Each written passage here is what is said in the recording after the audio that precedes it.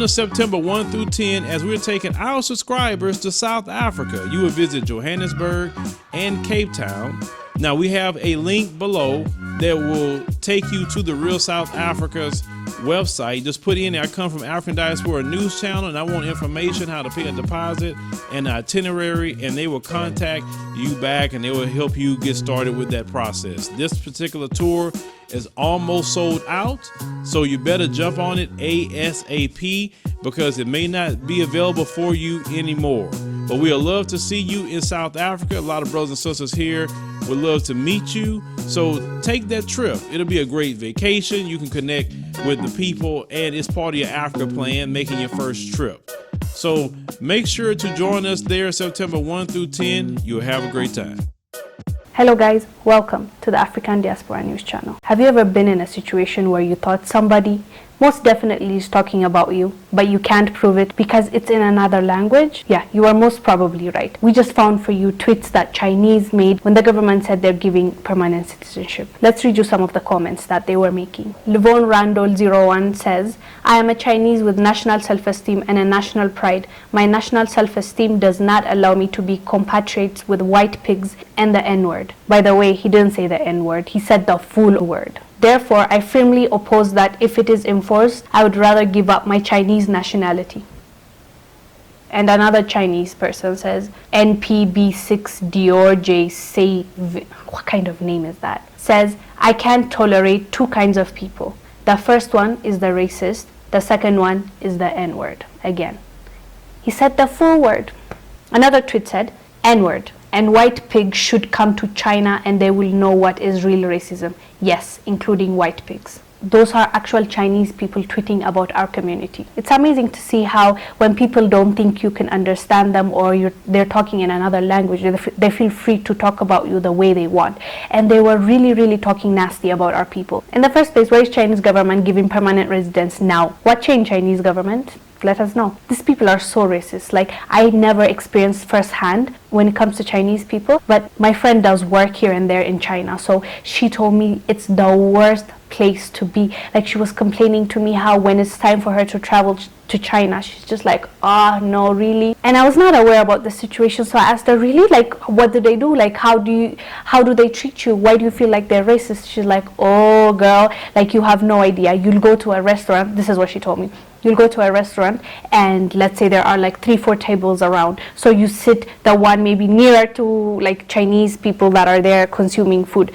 She tells me they go with her friend and then they sit and they start eating. As soon as they sit in that table, the ones that are next to that table just gets up, leaves, and scoots over to the other side of the restaurant. And also she tells me, like, when you're traveling in public transport, if you are too close, like if you stand next to each other, in obvious way, she told me they don't even try to hide it, like they move slowly. No, as soon as you come near them, they move, they scooch, they leave that area. And then she told me another encounter she had in a store. She went in there, tried to buy stuff, and the seller was like, nope, we don't have that, we're closing up now. And then she rushed her, so she's like, I'll leave. And then she left.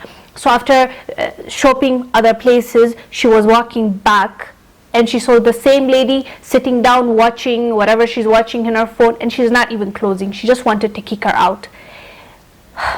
So I was shocked. I didn't know about this. This actually had an impact on her, as in, like, when she goes to China, she has so much anxiety. So whenever you ask my friend, like, what's the worst country you've ever been to? She's like, China. Yeah, so I don't find it hard to believe because I've heard these stories from my friend. But at the same time, wow, the boldness of it all. They don't mind telling us that they're racist. So why are they in our continent, really? Many people were annoyed when they were seeing this, but we continue doing business with them. We continue borrowing from them. We continue taking their support. So at the end of the day, even if they don't respect us, will anything change? Like, one guy actually said if they follow through with this, he wouldn't want to be a Chinese national. Like, how crazy is that? Wow, like, their hatred is so deep. So this guy saying what they think is actually a good thing. Now you know. Now we know how you think. We see you. Trump is involving himself in something that he has no business in being part of in the first place. Ethiopia says US is being undiplomatic over Nile Dam project. The United States has been undiplomatic in its role facilitating talks between 3 countries on the Nile River over a giant dam, Ethiopia said on Tuesday, but promised to continue negotiation. Washington has been enabling talks between Ethiopia, Egypt and Sudan to resolve issues over the Grand Ethiopian Renaissance Dam, set to become the largest hydropower plant in Africa. The U.S. Department of Treasury stepped in last year after Egyptian President Abdel Fattah el-Sisi put in a request to his ally U.S. President Donald Trump. Last week, U.S. Department of the Treasury said an agreement had been reached and urged Ethiopia to sign at the earliest possible time, while Egypt said it had signed the fair and balanced deal. However, Ethiopia skipped the most recent round of talks, denied any deal had been agreed. Ethiopian Foreign Minister Gadu Andargacho told a news conference on Tuesday, quote, "The recent statement by the U.S. we believe is undiplomatic and does not reflect a great nation like this. In the first place, it's not US business. It's between 3 African countries, Ethiopia, Egypt and Sudan. Sudan, mind you, already has taken out their name from this because el-Sisi, the Egypt's president, went to the US and asked, because their allies asked for their help, and the US meddled in this. Okay, meddling is not bad if you're trying to give a diplomatic way of solving things. But you know what? No, that's not what happened. The US said, hello there, Ethiopia, do as we say. Hold up. What do you mean do as we say? If you're trying to be diplomatic and make sure that there is a peaceful transition or agreement between these 3 countries, okay, but they're not. They even made a statement saying, we have agreed on things, yo, Ethiopia, sign this. And Ethiopia was like, first of all, I was not in the meeting. Second of all, we didn't agree on anything. So what do you mean, sign it? This is a tactic they're using, trying to twist Ethiopia's arms. Like how? How is this happening right now? US, sit down. Trump, sit down. It's not up to you. It's our business. If Egypt decides to bring another nation into Africans' problems, okay, let them bring. But you are there to be a diplomatic country trying to solve issues, not come in and side with somebody. How crazy is that? Even Sudan said, no, this is going to bring conflict, so we're going to take our name out of it, because initially it was between Sudan, Ethiopia and Egypt. Okay, let me tell you the backstory. There's a river called Nile River in Africa. It flows from a lot of countries and comes through and goes to Egypt, and it just flows from many countries. But guess what? 80% of the flow comes from Ethiopia. What does that make it? Our natural resource. So Ethiopia, who is trying to come up in the economic growth, yes, we have been growing 8%, 7% from Africa. We're amongst the economies that are growing stably and just continuing to grow. So yes, we are growing, but we're still a poor country. We're still trying to improve our economy. That is what Ethiopia is trying to do by building this dam on River Nile, so that we can get power, so that our poor community can see a better life tomorrow. Secondly, we're using that dam to get hydropower to sell all over Africa, to now support our economy, to get out of this poverty we're in without begging, without asking for debt from China, other countries, other continents, other nations. So that's the backstory. So when Ethiopia decided to build that dam, Egypt was like, no, 90% of my water comes from there, irrigation, agriculture, water, it comes from there, so no. So Ethiopia was like, okay, let's make an agreement. Let's sit down and see how it can be beneficial for all of us, so that I can still build the dam and improve the livelihood of my people, 100 million, over 100 million population. So let's come to an agreement. Let's have a discussion between Sudan, Egypt, us. Okay.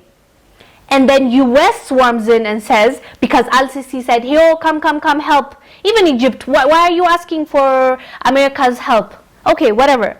You asked. That's fine. They came in. You know what they said? Do as we say. Who are you to tell us what to do with our natural resources? Is it like back in time? Are we like in colonial time right now? How is this happening at this moment? Are you serious, Trump? Sorry, President Trump. Are you serious? This is ridiculous. And just the other day also, Egypt has called the Arab League of Nations to help and support. Yes, of course, Arab nations are supporting Egypt, backing them up. So Ethiopia is standing its ground, saying it will not stop building the dam. but still open for an agreement, still open for dialogue between Egypt, Sudan, and all the affected countries. But for US to come in, slide in, and make this kind of statement, like it's still back in the days where they can just tell us something and we say, yes, master, they are wrong. And kudos to Ethiopia for skipping that meeting. In conclusion, this is not US business. This is between those African countries. And I hope they can come to an agreement. Since we're in the topic of Ethiopia, Ethiopia just celebrated last week Adwa Dil. Adwa Dil is a celebration of the day where Ethiopia kicked Italian troops. They came in to colonize Ethiopia. As you all know, Ethiopia was never colonized. Italy tried to colonize Ethiopia, but they never succeeded. Ethiopian people all came together and defeated the colonial power. Ethiopia actually used an awesome strategy. They made sure to surround them where they least expected it and defeated them and came on top of the war and won with the Battle of Adwa. While mentioning the victory, we should not forget the woman and the man behind it. Minilik II was the emperor at that time and his wife Etegei Taitu. And she's a woman that needs to be appreciated. So Ethiopia united and kicked Italian troops' butt. So that is why we celebrate Adwa Dil. Adwa Dil is not just for Ethiopia, it was for the whole of Africa. So that's the celebration of Adwa. Enquan aderesachu la Adwa Dil, my people. I'll see you on the next one. Bye.